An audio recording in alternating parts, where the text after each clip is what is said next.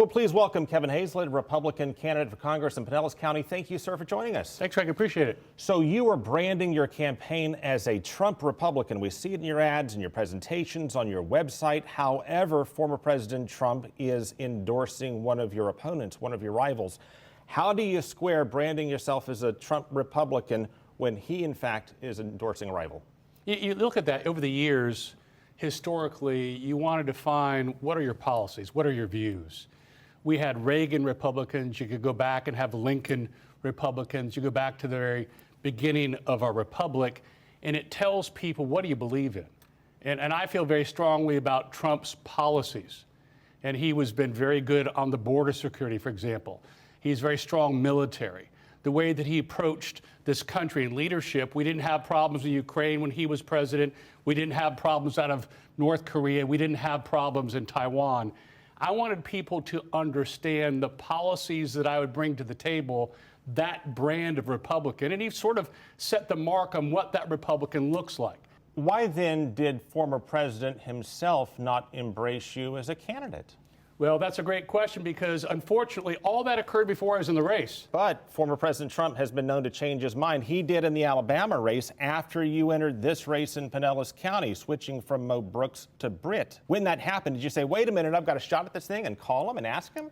Well, if you got his number, I'll be happy to call him, Craig. You don't have his number then? I don't have his number, You're no. not connected. No, the difference is, of course, you look at that race, is that Mo Brooks was unendorsed. So you had a situation where someone went unendorsed and then endorsed somebody else. Here you have an endorsement, who it is. And listen, the way it works is that I'm going to run my race based upon what I believe in.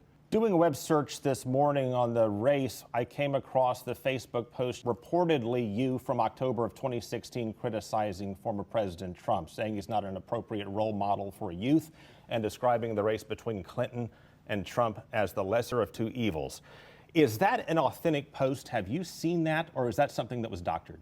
I haven't seen it, but I think it goes back to what we talked about, which is what are we trying to look at? And I think the issue is, what are the policies? You have the post in front of you. Is this an authentic post, or is it something fake that's just making the rounds in the race, in which you describe Clinton and Trump as the lesser of two evils and state that Trump is not an appropriate role model for our youth?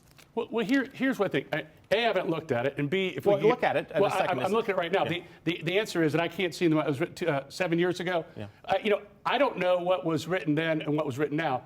All I can tell you is where we're sitting right now, which is we're in a position where this country is going the wrong direction. On the issue of immigration, you're attacking one of your opponents, specifically Anna Paulina Luna. Correct. For remarks that she made in the past, in which she stated, I always agreed with President Obama's immigration policies.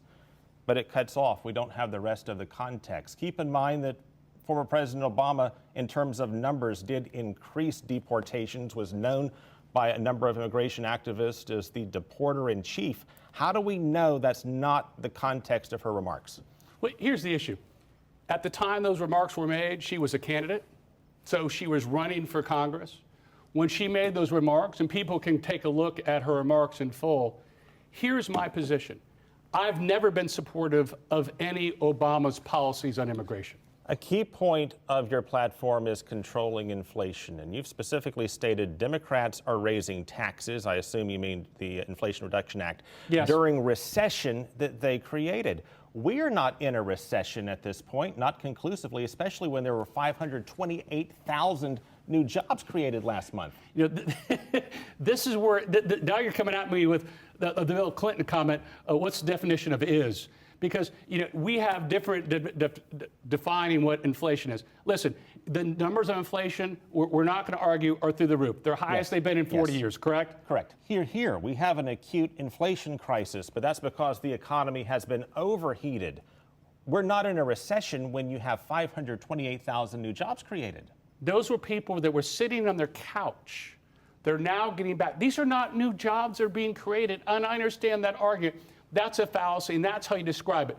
You want to put lipstick on a pig? That's what you're doing. These are not situations that are real jobs being created. These are folks that didn't have work, that have sat on the government dole. Listen, we can't give money to people forever without consequence. We got to stop the printing presses. Listen, I've run a business. I understand what it's like. I've had to look employees in the eye and with my partner say, listen, we're not going to get paid this month because we're going to pay our employees. And they're hurting. They're hurting. So paying down the national debt, reducing the deficit, certainly that relieves borrowing pressure. That would be a step in the right direction. Is there anything else in terms of a legislative proposal or a bill that you would push forward if elected to control inflation? Absolutely. We've got to shrink the federal government. You look over the past 10 years, the federal government has expanded beyond the rate of people coming into this country. Based upon our population versus what we've added to federal government, we got to go the other way. Listen, we can't create this behemoth, federal government, that getting larger and larger. We can't afford to feed the beast. And remember, it's not the government's money, it's our money, it's your money. It's the people that watch this show, this program, it's their money. And what we need to do is be more fiscally responsible. You've got families that sit around a kitchen table that divide up that pot. And the problem is their buying power is less. It's less because of inflation. It's less because of gas prices. It's less because of the cost of goods. This is a problem.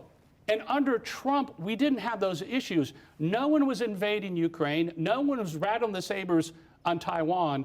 Those have come under Biden. And quite frankly, I talk to people on the streets every day. They believe the country is going in the wrong direction. They want people that are business-minded, who've built a business, people who are successful at something before they went into politics. They want non-politicians like myself who've not done this, who, quite frankly, I didn't want to do this, but I was sick and tired. I sat on my couch and said, listen, no one is stepping forward who has any experience to do the job, who understands the district. That's why I got in the race. If the bill comes up, would you vote for or against legislation that writes protection for same-sex marriage into federal law? Well, you're talking about, now you want to rewrite what happened in the Dobbs decision. It's in response to that ruling to codify it into law. Would you vote for it against it? The Supreme Court just told every member of Congress and the citizens that those issues are states' rights issues. Logically, that means you would vote no. Yeah, because we know the Supreme Court's already, yes, because the Supreme Court's already made a decision. Kevin Hayslett, thank you so much for your time. I appreciate the conversation. Thank you.